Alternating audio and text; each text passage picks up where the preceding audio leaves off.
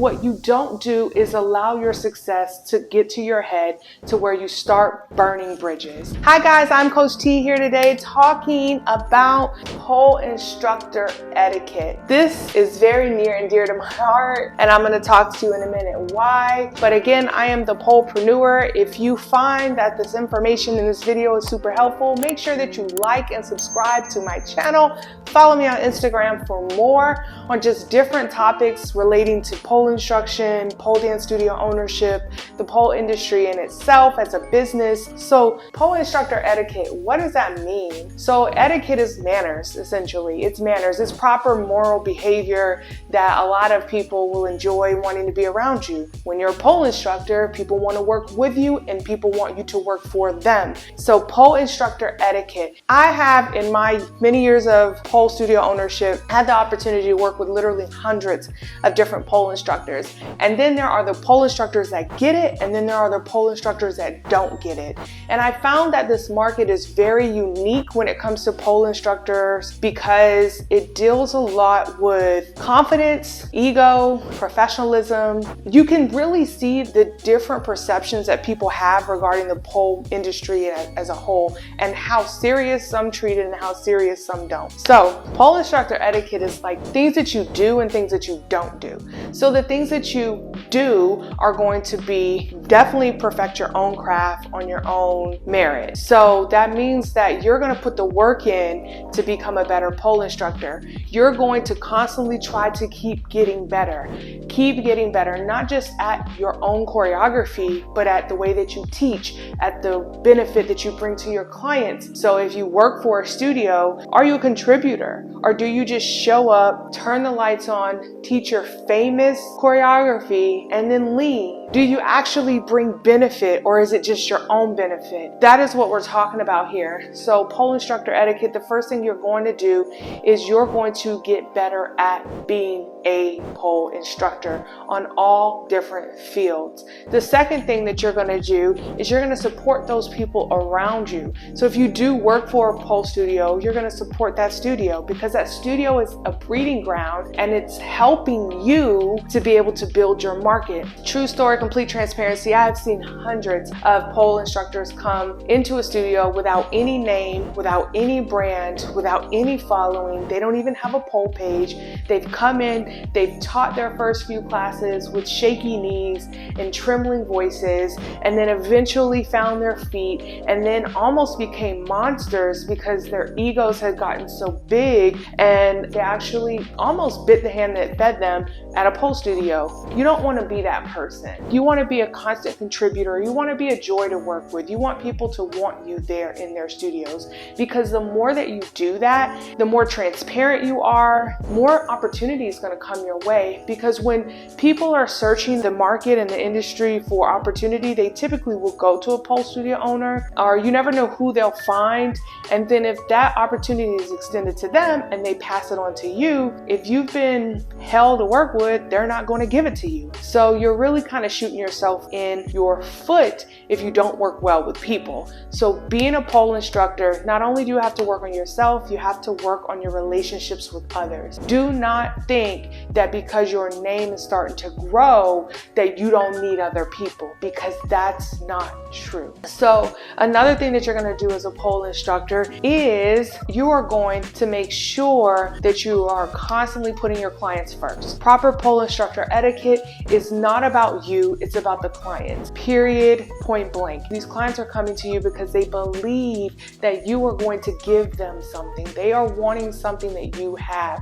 And so you have to be in a place of giving. Proper pole instructor etiquette means it's the client first. It means this, and I'm going to say this very clearly. I am at a place that I have accomplished so much individually in pole dancing, and I am comfortable with the level that I've reached, and I'm going to continue to train, but I'm at a place that I'll find more joy in transferring knowledge to somebody else versus it being all about what I'm going to get out of it. So you have to be at a place where you get more joy out of giving away your knowledge and seeing somebody else grow versus it's all about me. And I'll give you a quick example. If you are an instructor that teaches class, when when you're teaching, you have a very difficult time giving up on a client, and you're like, okay, you're not understanding this, so let's kind of change the method in which I taught you. Let me give you some homework to get you stronger in this area. Let me follow back up with you. Like, if you are like tenacious about somebody's progress, you are doing it right. If you are a pole instructor that's like, I got this choreography to teach, you guys are gonna love it, I work so hard, and then you see a couple of people in your class that don't get it, and you just give them one of these. You don't try to perfect it. It doesn't bother you that people aren't understanding the way you're teaching. That's poor pole instructor etiquette. And that means that you need to take a deeper dive into, should you be a pole star or should you be a pole instructor? But those are the 3 etiquettes. 1, you got to get better at what you're giving. 2, you have to make sure that you're developing the relationships around you. And 3, you have to make sure that you are truly being a benefit to your clients.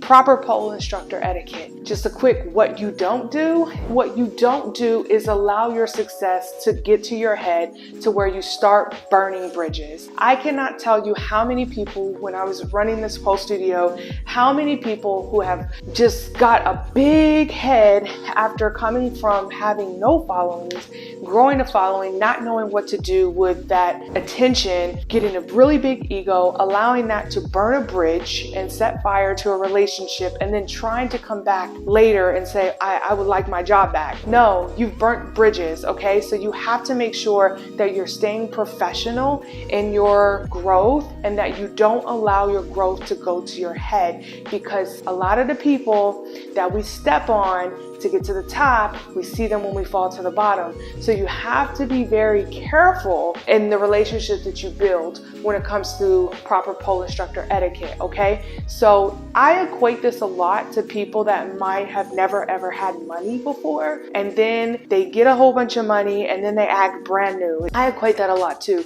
If you've come in and you've never had a following before, you've never been popular before, you don't really get a lot of people telling you that you do such an amazing job, and then all of a sudden everyone's telling you you do such an amazing job, you got to manage that ego, because that ego can get in your way. Also, another thing about poor instructor etiquette would be not taking care of the opportunities that are presented to you. If you are in a place where you've been given an opportunity to teach at a studio or to work with a certain person, do everything that you say you're going to do. Honor your commitment. Be on time. Take care of the things that they've given you. Be transparent. Be honest. Check every box. Do everything that is part of that agreement. Honor your commitments, because if you are faithful over the small things, you'll become ruler over much. So proper pole instructor etiquette, what you don't do is not abide by what you said you would do. So your agreements are key. Honor them and do them with grace, and be a pleasant person to work with. So hopefully you guys have enjoyed this. Hopefully some of this applies to you. And if you've been being a great pole instructor, you've had excellent etiquette,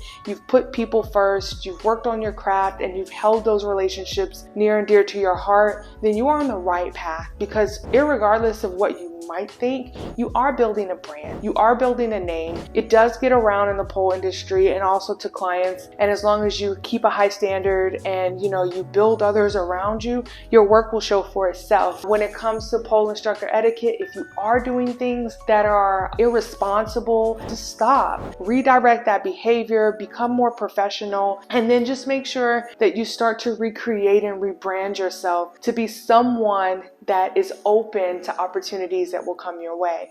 Make sure, guys, that you like and follow this page. Make sure you follow me on Instagram, the Polepreneur. And until next time, I will see you guys later.